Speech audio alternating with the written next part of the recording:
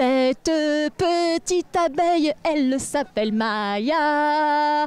Petite, oui, mais espiègle Maya, qui sait toujours son chemin, qui n'a jamais peur de rien. Bon, vous l'aurez compris, nous allons parler de cette pollinisatrice qui est la messagère des dieux, mais pas que. On va aussi parler de gourmandise, de miel, de gelée, de confiture, enfin bref, à l'Arche de la Nature, c'est la régalade assurée. Oh, mais c'est Cédric Le Breton! C'est une petite abeille qui s'appelait Maya, petite mais espiègle Maya, qui n'a jamais peur de rien. Je viens de retrouver Cédric Le Breton. Ça va, Cédric? Ah oui, ça va, je suis un petit peu entouré d'abeilles qui me butinent là, c'est bizarre, mais bon, pour une fête du miel et des confitures, c'est aussi un peu normal. Bah c'est ça, on est raccord, hein, parce que les butineuses, on adore ça. Bon, alors, qu'est-ce qui va se passer encore dans cette fête? Parce qu'il y a toujours plein de nouveautés à l'Arche de la Nature. Ah bah écoute, il y a déjà toute une partie sur les confitures. On a l'ordre culinaire international et l'ordre des maîtres confituriers. Donc on va aller voir ce qui mijote dans leur bassine en cuivre. Et puis il y a un concours de confiture ce matin, on va en parler un petit peu. C'était super intéressant. Et découvrir aussi les bee wraps, c'est des emballages en cire. On va découvrir le musée d'apiculteurs avec l'Union apicole sartoise. Voilà, beaucoup de choses à goûter et à savourer. Tu feras gaffe parce que tu as des petites bébêtes qui te... J'entends le bzzz. Ça bourdonne, hein? Ça bourdonne à l'Arche de la Nature. Ouais, mais je crois que je suis vraiment très mellifère. C'est ça, c'est mon charme. Tu es une belle plante mellifère, c'est vrai. C'est tout un programme avec Cédric. Bon, ben on va aller voir ça de plus près, hein? On va butiner de plus près. On y va? On y va. Bon, Cédric, tu nous as parlé donc des maîtres confituriers qui sont là présents aujourd'hui pour ce concours donc de gelée et de confiture. Oui, et là, ils sont en train de réaliser de magnifiques confitures devant le public dans des bassines en cuivre. Et donc, logiquement, c'est 4 confitures. Chaque maître va réaliser 4 confitures durant l'après-midi. Très bien. Alors, donc là, je vais aller parce qu'on a notre local de l'étape qui est toujours avec nous. Oui, bien sûr. Jean-Marie Barbotin. Et qui fait partie du jury, accessoirement. Et oui, aussi. Et puis, on a le grand chef de l'ordre. Philippe. T'as pas fait tes devoirs. Alors Philippe, c'est Philippe Gardette. Oui, bonjour ma petite abeille. On vient d'où? On vient de Paris. Hein. Ah, de Paris. Ah bah ça c'est pas une qualité ça, non je rigole. Personne n'est parfait. Nous on est Sartois, on aime les Sartois, vous comprenez? Oui, mais les Sartois ils aiment bien les Parisiens aussi. C'est vrai, on est sympa, on n'est pas chauvin les Sartois. Alors c'est une cuisson particulière là? Alors oui, en fait j'ai cuit mon sucre avant de mettre mes fruits. J'ai mis mon sucre, mon citron, un tout petit peu d'eau et j'ai monté à 121 degrés.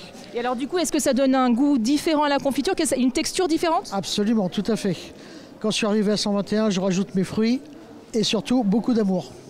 Ah, c'est le plus important? Voilà, on va cuire tout doucement, tranquillement, 20 minutes de cuisson, ça suffit. On remplit dans les pots, on met dans le placard, demain matin c'est prêt pour le petit déjeuner. Très bien, donc surtout pas au frigo j'imagine? Il n'y a pas besoin du tout. Si nos fruits sont juste bien mûrs, s'ils sont juste comme il faut, ils ont suffisamment de pectine pour prendre en gelée et ça se fait tout seul. Très bien, et du coup ça se conserve combien de temps? Une confiture ça ne se conserve pas. Ah, si elle est bonne, elle est mangée. D'accord. Si elle n'est pas bonne, on peut la conserver plusieurs années. Bon, très bien, donc celle-là elle sera mangée a priori. Alors d'ailleurs c'est à quoi là? Donc là c'est de l'abricot, juste l'abricot pur, rien d'autre. Abricot et beaucoup d'amour. Alors Cédric disait que vous alliez confectionner 4 confitures chacun, les maîtres confituriers, donc ça c'est la première de la journée? Non, c'est pas la première. Précédemment j'ai fait de la fraise menthe et un petit peu de prune, de la reine Claude. Alors la fraise menthe ça se cuisine comment? Parce que la menthe j'imagine que ça peut prendre le dessus sur le goût du fruit? Non, justement c'est ça, c'est le dosage qu'il faut faire attention. Donc goûter ce fraise pour voir le goût de la fraise, s'il est fort ou pas fort. Et après on dose la menthe à ce moment-là, juste en fin de cuisson. Alors pour un pot, ça représente combien de quantité de fraises, combien de quantité de menthe? Alors pour 1 kilo de fraises, 700 g de sucre, un demi-citron, 20 centilitres d'eau, j'ai dû mettre 8 feuilles de menthe. Très bien. Et donc si on n'a pas une marmite comme vous en cuivre et le réchaud qui va avec, si on fait ça par exemple sur une induction, ça prend combien de temps? La cuisson à quel degré? Quel thermostat? On peut le faire, c'est plus rapide, mais c'est quand même mieux dans le cuivre. Il y a un échange d'ions qui se fait entre le fruit et le cuivre, ce qui permet encore une fois de développer la pectine et de prendre la confiture en gelée. Et d'avoir toutes les propriétés du fruit donc. Absolument, on garde la couleur, on garde la texture, le goût et les vitamines. Bah écoutez, fantastique. Merci Philippe pour toutes ces informations. De rien, avec plaisir ma petite abeille. Merci. Bzzz, je vais butiner ailleurs. J'ai perdu Cédric Le Breton. Il y a plein de confitures d'ailleurs, est-ce qu'on peut goûter? Oui, on va goûter d'ailleurs, parce que ce matin c'était le concours de confiture. Oui. Et on a 21 confitures qu'on a reçues d'amateurs et de professionnels de toute la France, ça vient même de Paris. Donc on va d'ailleurs goûter évidemment les confitures et gelées lauréates. Ah bah, super, alors quelles sont-elles? Alors on a d'abord la confiture de figues. Ici, oui, c'est quelqu'un du Mans, un Manceau, qui a un figuier chez lui et qui utilise ces figues pour faire de la confiture. Ah, et donc qui a gagné le concours. C'est un amateur qui a gagné devant les maîtres confituriers, mais c'est incroyable. Oui, oui, c'est comme ça, le jury a décidé sans savoir. Hein. Et puis on a la confiture, la gelée de rose. Pareil, c'est quelqu'un amateur qui a fait cette gelée qui a conquis, qui a ravi le jury. Bon, bah, très bien, alors, mais ça donne envie tout ça, mais on peut prendre les petites cuillères là? Oui, on peut les prendre, on va les changer après. Celles-ci, elles n'ont pas été utilisées pour l'instant. Je vais tester pour vous, à la maison vous avez envie, mais... La figue. Alors là, que dit l'abeille? Bah, l'abeille, elle dit qu'elle est contente parce qu'on sent parfaitement le goût du fruit. C'est incroyable, j'ai l'impression de manger une figue fraîche. Délicieux. Ouais, voilà, et pour ce qui est de la rose, on va prendre une cuillère. C'est bien de travailler à LMTV, comme ça on peut manger tout ce qu'on veut. Voilà.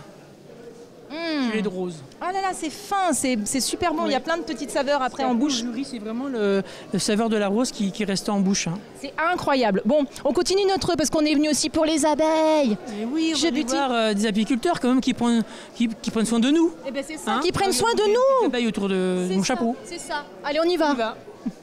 Bon, alors Cédric, ça y est, on est arrivé là. Il y a des gens qui s'occupent de nous, qui nous protègent, nous les abeilles. Mais ouais, les petites abeilles, elles ont besoin de protéger donc par des apiculteurs.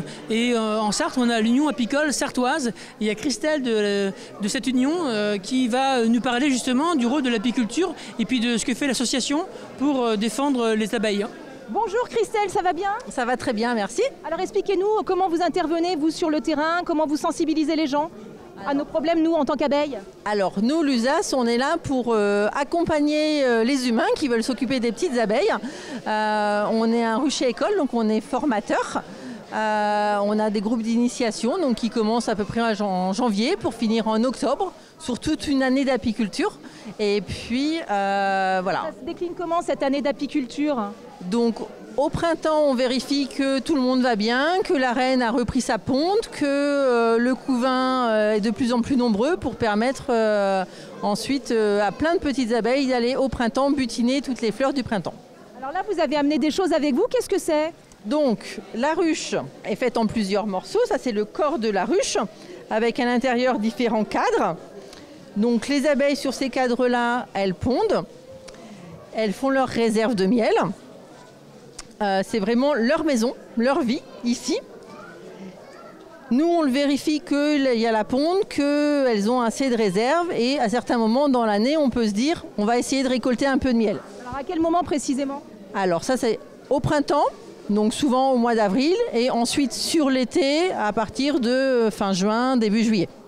Donc c'est le miel qu'on peut consommer aujourd'hui, donc. C'est ça, tout à fait. Là, sur l'Arche de la Nature, aujourd'hui, il y a plein d'apiculteurs qui ont récupéré le miel sur avril-mai et qui ont récupéré le miel là sur juillet. Formidable. Merci beaucoup, Christelle. Bien. Merci de nous protéger. Merci. Pas de souci. Merci. Au revoir.